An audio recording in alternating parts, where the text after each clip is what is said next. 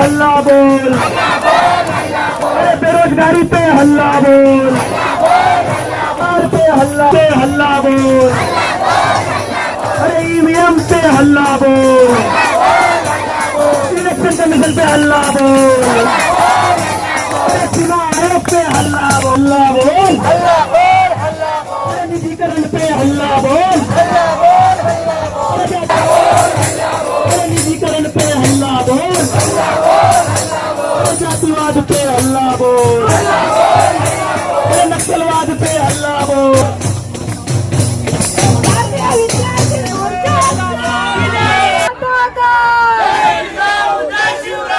तुमचा आमचा नाता काय, तुमचा आमचा नाता काय,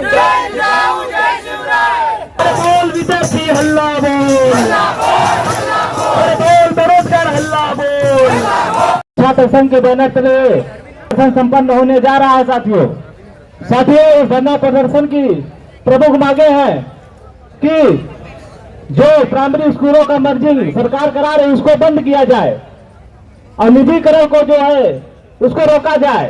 तो साथियों हम एक समस्या को लेकर इस दिल्ली के जंतर मंतर पे आए हुए हैं, क्योंकि साथियों जिस समाज में समस्या होती है साथियों समाज गुलाम होता है। तो हम लोग अपने आप को गुलाम ही समझते हैं। इस 77-78 साल की आजादी में क्या हम लोगों ने आजादी महसूस किया? जब हम लोगों को जो शिक्षा से वंचित किया जा रहा है, हमारे हक अधिकार से वंचित किया जा रहा है साथियों, तो हम लोग कैसे आजाद हैं? साथियों एक स्कूल बंद करना मतलब एक जेल को खोलने के बराबर होता है। सरकार है माइक की समस्या हो जा रही है। एक स्कूल बंद करने का मतलब होता है एक जेल को खोलना। लेकिन साथियों हमारे यहाँ अभी उत्तर प्रदेश अभी पूरे भारत को मिलाकर 55,000 या 90,000 के लगभग जो स्कूल को मर्जिंग किया गया। और ज्यादातर साथियों मैं आदिवासी होने के नाते मैं साथियों एकदम पहाड़ी इलाके से आता हूँ। मैं पहाड़ों के बीच में रहने वाला व्यक्ति हूँ। जहाँ जो स्कूलें हैं जिन स्कूलों को बंद किया जा रहा है वो नदी नालों से बीच से गुजर कर लोग जो बच्चे हमारे स्कूल जाते थे 3-4 किलोमीटर की दूरी पर, वो स्कूलें बंद कर साथियों 10 किलोमीटर 15 किलोमीटर दूरी कर दिया जा रहा है। तो इससे हमारे जो आदिवासी समाज को पढ़ने का मौका मिला, इससे भी वंचित करने का काम है जो बीजेपी और सरकार कर रही है साथियों। तो साथियों मेरे प्यारे भाइयों बहनों विद्यार्थियों, हमें अपने अस्तित्व को बचाने के लिए ये धरना प्रदर्शन कर रहे हैं। अपने अधिकार के मांग के लिए साथियों धरना प्रदर्शन कर रहे हैं। अपने स्वाभिमान की रक्षा के लिए साथियों धरना प्रदर्शन कर रहे हैं। नौकरी से वंचित किया जा रहा है। सर 70 से 75 साल पहले थी वैसे ही आज हुई है। यहाँ देखिए तो 2000-3000 साल पहले जैसे हमारी हालत थी आदिवासियों के साथ हालत ऐसे हमारी जो आदिवासी पहचान है वनवासी में उसको बदला जा रहा है साथियों। तो साथियों बहुत ही गंभीर मामला है साथियों। लेकिन आज हम कहने को और कुछ नहीं कर पा रहे हैं। हम आदिवासी सिर्फ वोट बैंक के इस्तेमाल के लिए साथियों हो चुके हैं। हम आदिवासी अपनी राजनीति का ताकत को हम अपना हक अधिकार मांग रहे हैं जो हमें संविधान दिया है। क्योंकि साथियों हम कोई भीख नहीं मांग रहे हैं, हम अपना हक अधिकार मांग रहे हैं साथियों।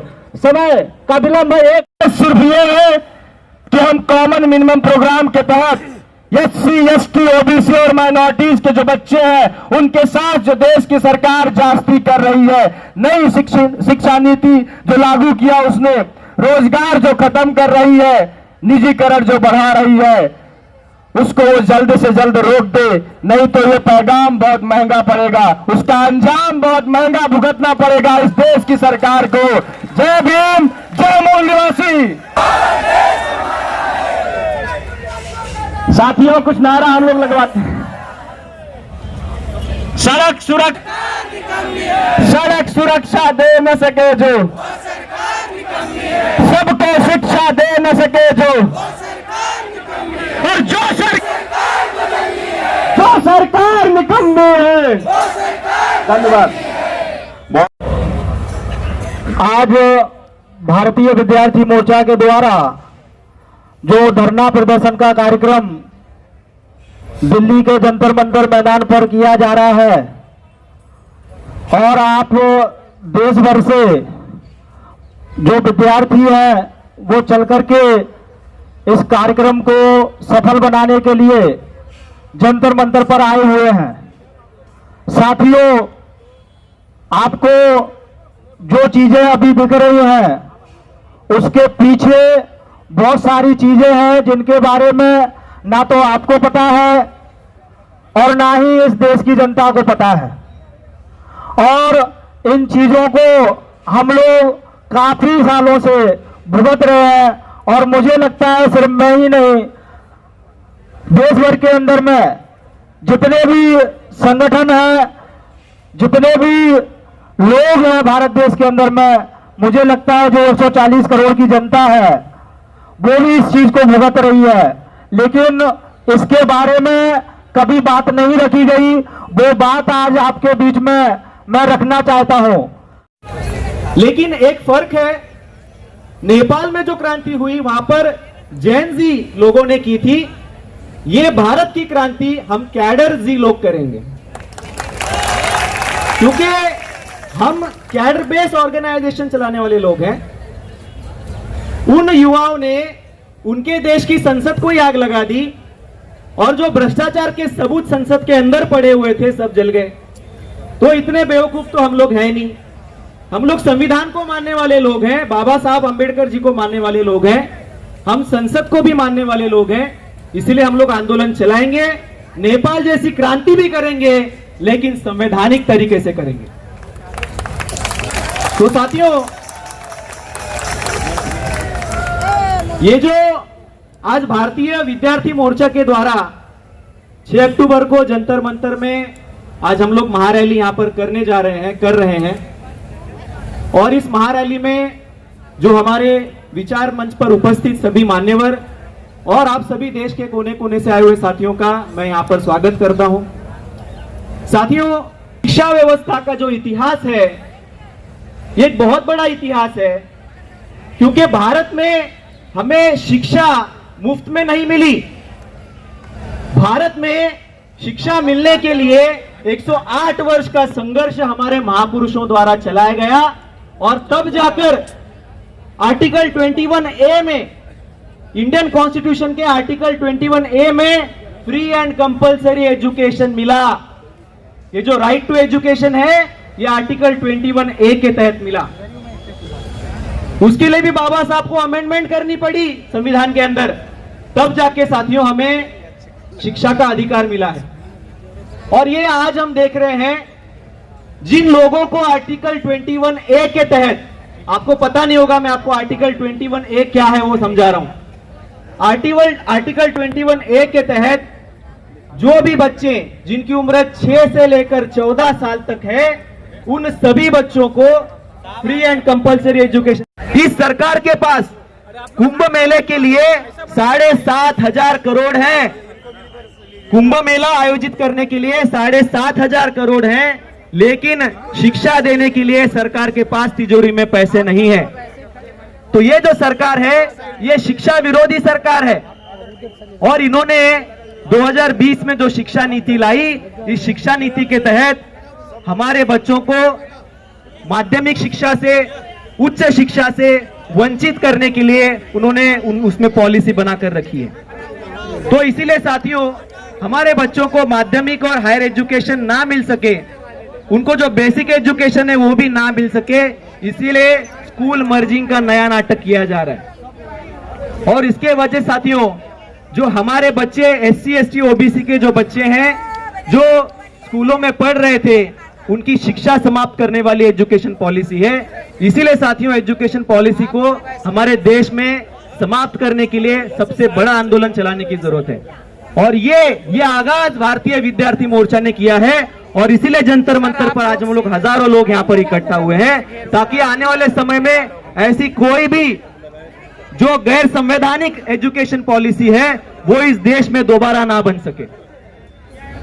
तो साथियों, मैं आखिरी बात आप सभी लोगों से कहना चाहूंगा, क्योंकि समय की कमी है, मैं सिर्फ एक बात आपको कहना चाहूंगा कि आज भारत के अंदर हम लोग मोर्चे निकाल रहे हैं, हम लोग रैली निकाल रहे हैं और 3.5% जो ब्राह्मण है वो पॉलिसियां बना रहा है। हम लोग मोर्चे निकाल रहे हैं, वो पॉलिसियां बना रहा है, वो हमारे खिलाफ में पॉलिसियां बना रहा है।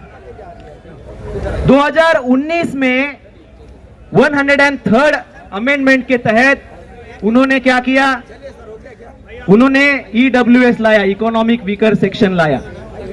जो गरीब ब्राह्मण है उनके लिए 10% का रिजर्वेशन लागू कर दिया।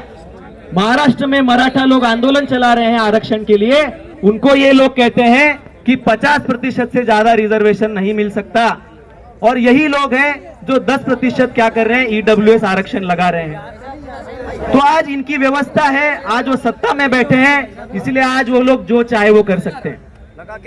काम करते आप घर से निकल कर नहीं आते, आप एक क्रांतिकारी व्यक्ति हैं। सबसे पहले मैं आप सभी का अभिवादन करता हूं, अभिनंदन करता हूं। साथियों, मैं एक शिक्षक हूं।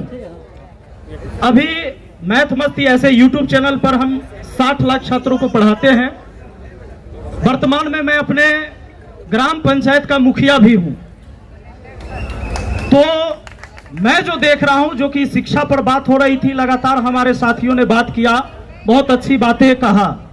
आज देश में लगभग 90,000 स्कूलों को बंद किया गया या मर्ज किया गया, जिसमें मेरे पंचायत का भी एक स्कूल शामिल है। मैं आप लोगों से पूछना चाहता हूं कि वह स्कूल जो आज से 20 साल पहले जरूरत थी समाज को, 15 साल पहले जरूरत थी, उस 15 साल में आबादी अब आकर बढ़ा है हमारे देश का, यह आबादी घट गया। जनसंख्या बढ़ा कि घटा हमारा? जब जनसंख्या बढ़ा, हर चीज की आवश्यकता हुई, स्कूल की आवश्यकता कैसे घटने लगी? बाबा साहेब ने कहा कि संगठित रहो, शिक्षित रहो। बाबा साहेब ने कहा कि जब तक तुम शिक्षित नहीं होगे, कैसे तुम्हें पता चलेगा कि तुम्हारा अधिकार छीन कौन रहा है और तुम्हें अधिकार दे कौन रहा है? तो आज की सरकार ने कहा कि ऐसी बात है तो हम वन नेशन वन एजुकेशन रहने ही नहीं देंगे। हमारे देश में, देश तो एक है लेकिन शिक्षा व्यवस्था एक नहीं है। अमीरों, अधिकारी, नेता, इसका बाल बच्चा पढ़ता है दूसरा सिलेबस, और गरीब, किसान, मजदूर, पिछड़ा, इसका बाल बच्चा पढ़ता है दूसरा सिलेबस। आप एनसीईआरटी सुने हैं कि नहीं सुने हैं? और सरकारी स्कूल का सिलेबस अलग है, प्राइवेट स्कूल का सिलेबस अलग है कि एक है? बताइए। 8 धरना प्रदर्शन आपके द्वारा इस जंतर मंतर पर संपन्न होने जा रहा है, और ये धरना प्रदर्शन खास तौर पर ये पहला नहीं है। ये 8 राज्यों से ऐसी रैलियां निकालते हुए बेरोजगारी, शिक्षा निजीकरण के विरोध में देश भर में हमने रैलियां की, और रैलियां करने के बाद आज ये धरना प्रदर्शन का समापनी कार्यक्रम के तौर पर हो रहा इस साल का। तो ये इस साल का 2025 अंत का साल महीना चल रहा है, यानी 2 महीने के बाद अंत होने वाला है। तो इस साल का 2025 का भारतीय विद्यार्थी मोर्चा के माध्यम से शिक्षा बचाओ और बेरोजगार नीति के विरोध में, जो बेरोजगारी है इस देश में, निजीकरण है, इन मुद्दों के विरोध में ये जो माहौल क्रिएट किया गया, ये माहौल क्रिएट करने का काम हम लोगों ने 6 महीने से इस पर निरंतर काम किया। और इसको देश भर में जो भारतीय विद्यार्थी मोर्चा के माध्यम से जो मुद्दा बनाया गया, आज ये मुद्दा राष्ट्रव्यापी मुद्दा बन चुका है। अब तक निजीकरण के मुद्दे पर कोई भी विद्यार्थी बोलने को तैयार नहीं था। अब तक शिक्षा के विरोध में जो नीतियां बनाई गई है, न्यू एजुकेशन पॉलिसी जो इस देश में लाई गई है, जो बहुजन समाज के विरोध की पॉलिसी है, इसके विरोध में राष्ट्रव्यापी स्तर पर किसी भी संगठन ने नहीं किया। आज भारतीय विद्यार्थी मोर्चा के द्वारा देश भर में ये पहुंच चुका है।